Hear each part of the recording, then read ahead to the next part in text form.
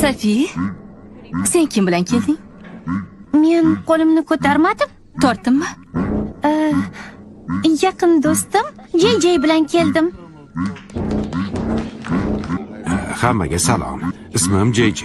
Hozir ish izlash bilan bandman. Bekorchi ekan.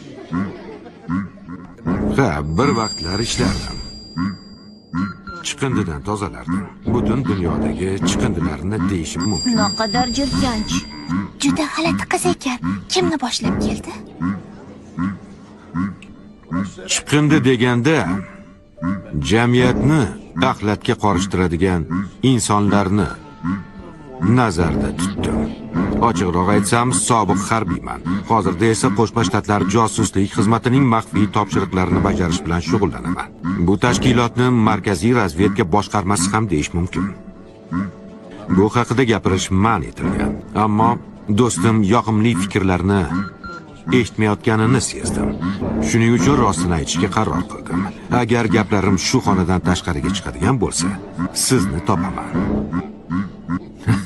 Hazillashdim. Yo'q, ogohlantirdim.